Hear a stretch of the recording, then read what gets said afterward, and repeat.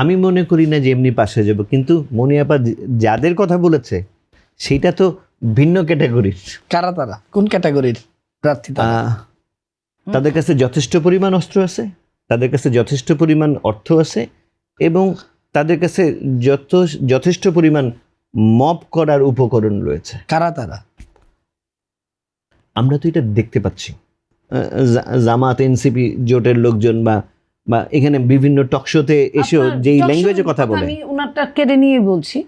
আপনার মনে আছে একজন উপদেষ্টা বলছিল 5 তারিখে যদি এটার সুরাহা না হতো 6 তারিখে আমরা সশস্ত্র অবস্থায় নামতাম। এটা কিন্তু তার বলা কথা, তার ফেসবুকে পোস্ট দেওয়া কথা।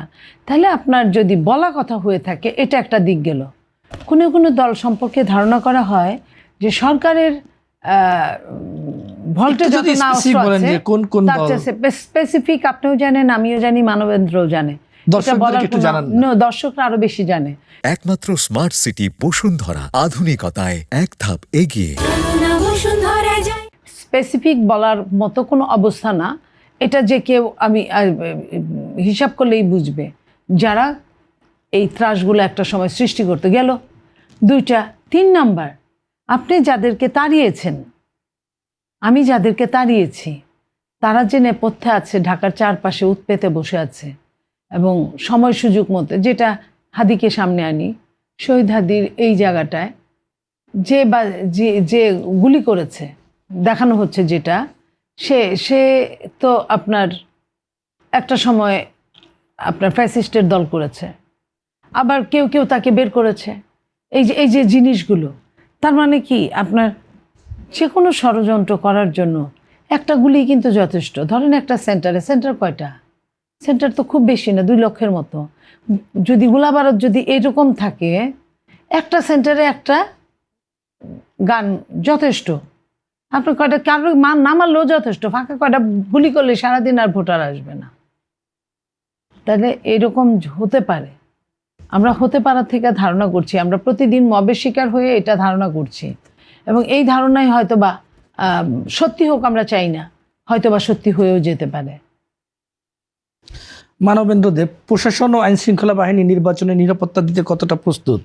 মাঠ পর্যায়ের পরিস্থিতিটা কেমন একটু যদি বলতেন। আপনার একটা দেশের নিরাপত্তা, মানে আভ্যন্তরীণ নিরাপত্তা, এটা মিলিটারি পারে না। এটা পিরিয়ডিক্যাল, অল্প কিছু সময়ের জন্য হয়তো করতে পারে, কিন্তু একটা দেশের আইন শৃঙ্খলা পরিস্থিতি আসলে মিলিটারি নিয়ন্ত্রণ করতে পারে না। তার জন্য দরকার পুলিশ। এবং এই জুলাই অভ্যুত্থানের পরবর্তী সময়ে যেইভাবে পুলিশ, মানে পুরো পুলিশ সিস্টেমটা আমাদের কোলাপস করছে, সেটা কিন্তু রিকনস্ট্রাক্ট করার কোনো উদ্যোগ আমরা দেখি নাই।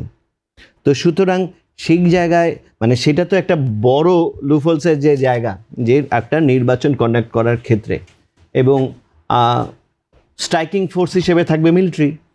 তারা কয়েকজন মিলে তারা পেট্রোলিং করবে, কিন্তু তারা কিন্তু প্রত্যেকটা বুথে, প্রত্যেকটা সেন্টারে কিন্তু তারা সেই সিকিউরিটি নিশ্চিত করতে পারবে না। এবং মনিয়াপা যেমনটা বললেন, যে ওইখানে যেই পরিমাণ গোলাবারুদ, যেই পরিমাণ সন্ত্রাসী আসামি বাইরে রয়ে গেছে, তারা যে কোনো একটা জায়গায়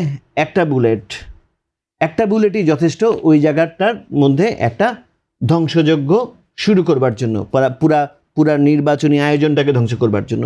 এবং সেই জায়গায় আমি মনে করি না সরকার বা নির্বাচন কমিশন বা আইন শৃঙ্খলা বাহিনী যথেষ্ট পরিমাণে তারা প্রস্তুতিটা নিয়েছে বা প্রস্তুত আছে।